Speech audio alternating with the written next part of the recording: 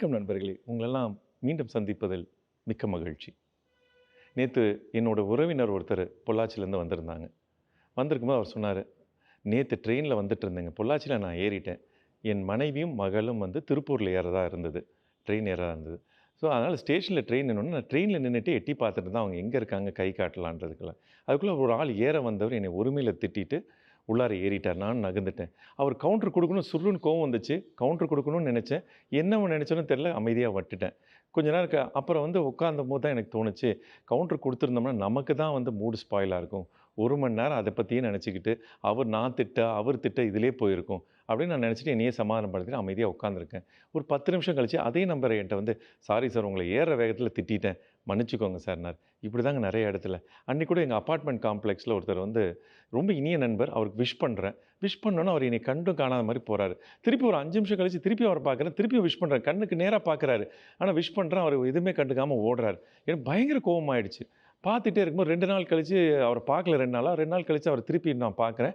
நான் ஒண்ணுமே கண்டுக்கல போறேன். அவர் உடனே என்ன கூப்பிட்டு, "எப்படிங்க இருக்கீங்கன்னாரு." நான் வந்து அப்படியே மூஞ்சி திருப்பிட்டு போனேன். திருப்பி என்னைய அந்த செகண்டே கூப்பிட்டு கேட்டார், "என்னங்க ஆச்சு? ஏன் நான் விஷ் பண்ணேன், நீங்க திருப்பி விஷ் பண்ணல?" உடனே நான் சொன்னேன், "அன்னைக்கு நான் விஷ் பண்ணேன் இல்லங்க உங்கள. நீங்க மூஞ்சி திருப்பிட்டு போனீங்க. என்னைக்குங்கன்றாரு. அதான் 3 நாளைக்கு முன்னாடி விஷ் பண்ணேனேங்க. நீங்க மூஞ்சி திருப்பிட்டு போயிட்டீங்களேங்கன்னேன்." அதுக்கு அவர் சொன்னாரு, "ஐய்யய்யோ! ரொம்ப சாரிங்க.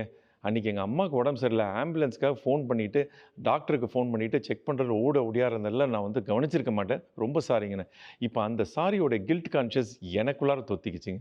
அடடா! இப்பேற்பட்ட ஒரு நல்ல மனுஷன் நம்ப தவறா புரிஞ்சுகிட்டு, நம்ப வந்து பண்ணிட்டோமே. நெறைய இடத்துல இந்த பெனிஃபிட் ஆஃப் டவுட்ன்றத நம்ம இன்னொருத்தருக்கு குடுத்துடணுங்க. அவங்க நம்மள இப்படி ஹர்ட் பண்ணிட்டாங்க, இவங்க நம்மள இப்படி பேசிட்டாங்கன்னு நெனைக்கிறோம். அவங்களுக்குள்ளார என்ன பிரச்சனைன்றத இருக்குமோன்றத நம்ம இருக்குமோன்னு யோசிச்சோம்னாலே, அந்த பெனிஃபிட் ஆஃப் டவுட் அவங்களுக்கு குடுத்துட்டோம்னு வச்சுக்கோங்களேன், அவங்க நல்லவங்களா, கெட்டவங்களான்னு நம்ம ஜட்ஜ் பண்றதுக்கு இல்லங்க.